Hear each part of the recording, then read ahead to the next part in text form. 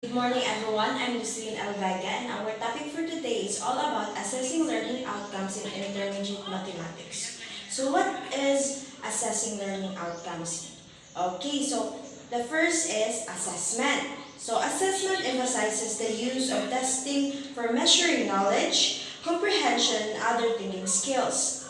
It is means of finding out what learning is taking place as well as specific knowledge and skills. So assessment is the systematic basis for making differences about the learning development of a student. So ang assessment is katong mga task nga imong ihatag sa imong student in order for you to know nga what are their capabilities and knowledge nga pwede nimong mahatag nila.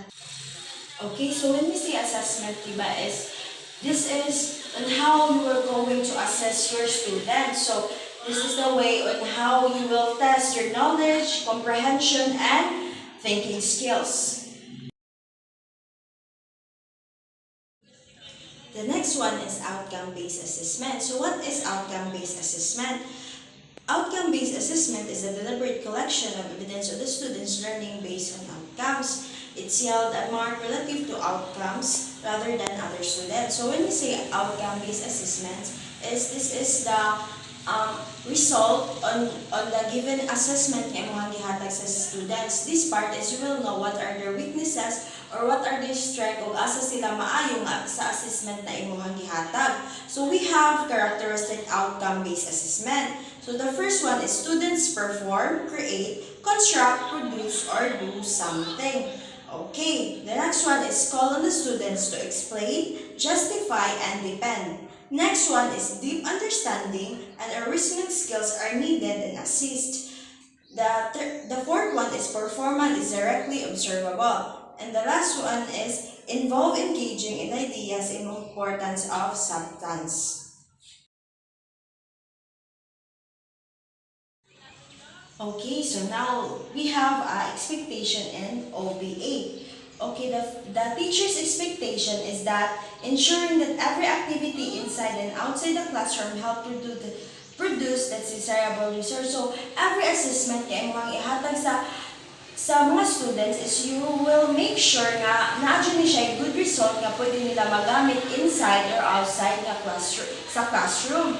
And the next one is providing opportunities for students to demonstrate proficiency in a variety of modalities. So you need to give every students the opportunity nga ma-develop ilang skills and you will give them opportunities na magamit nila ang variety of modalities. And the next one is reviewing and revising learning targets as revealed by the result of the assessment.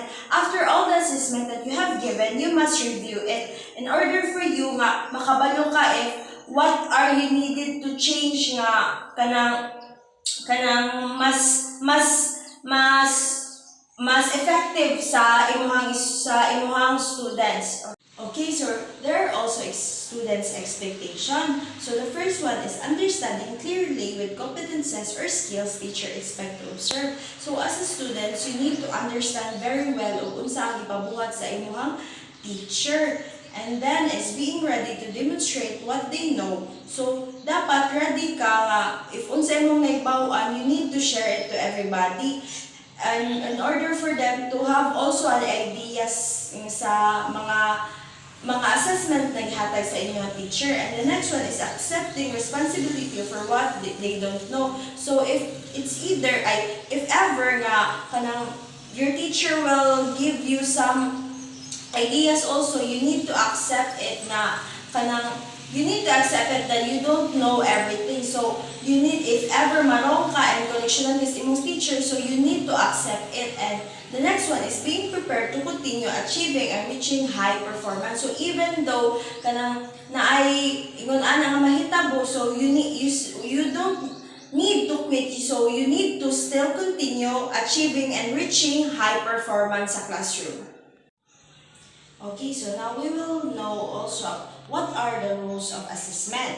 So the The main role of assessment is to collect information of learners' achievement and progress and provide directions for ongoing teaching and learning process. So, just like what I've said before, ang assessment is katuning paghatag nimo mga activities sa students, and in order for them to gain more knowledge, understanding sa usa ka topic. And assessment can be done through both formal or informal activities. So, ang kaning assessment sa mathematics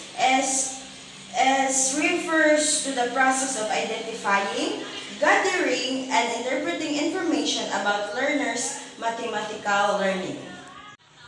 So now we have assessment learning. So assessment learning refers to a review process which occurs at the end a learning unit. It provides measure of achievements for the purpose of grading. So ang assessment learning also means awareness of learning regarding how to learn and use that awareness to make necessary adaptation in their learning process.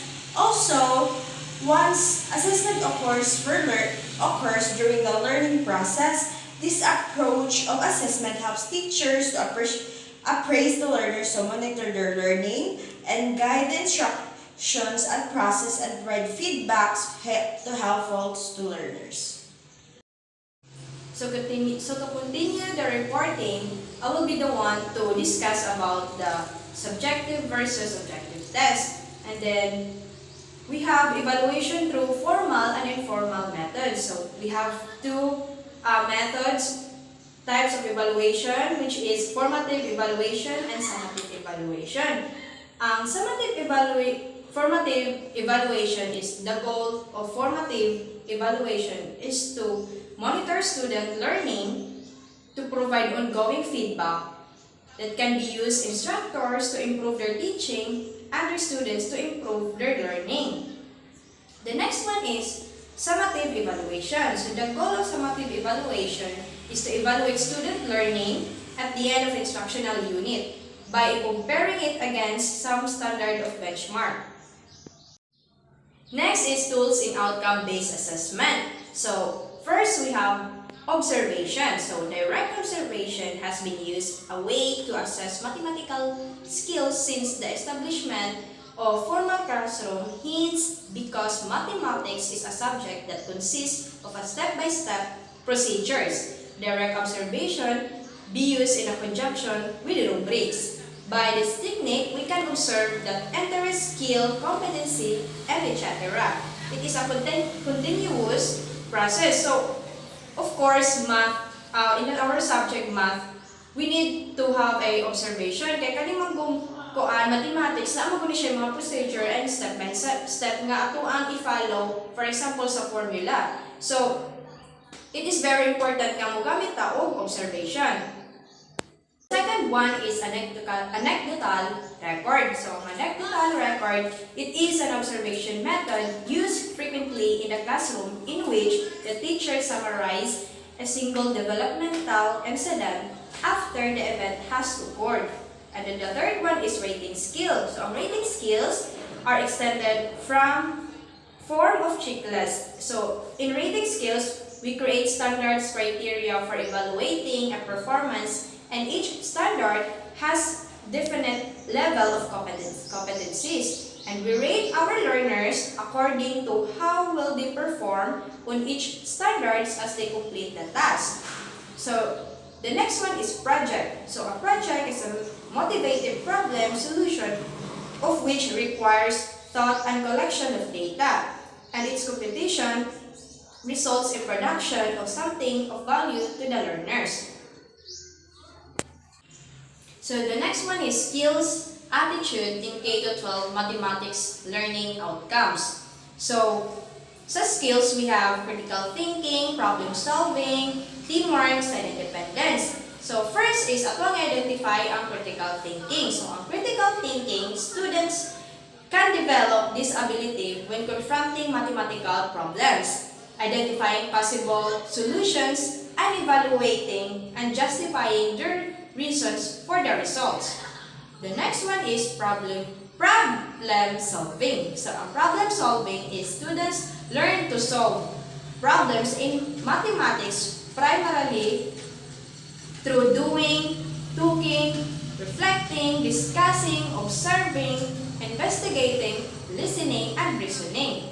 The third one is teamwork. So, one way to improve learners' teamwork skills is to work in ways that encourage collaboration and sharing mathematical journeys in a smaller and larger groups on a regular basis.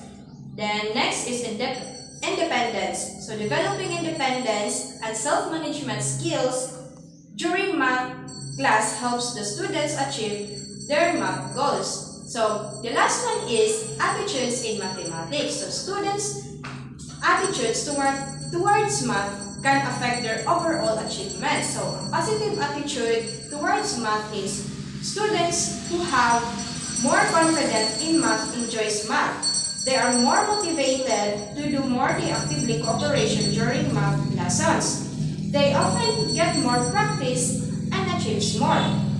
Higher achievement in math. So students with higher achievement in math have more confidence in their abilities.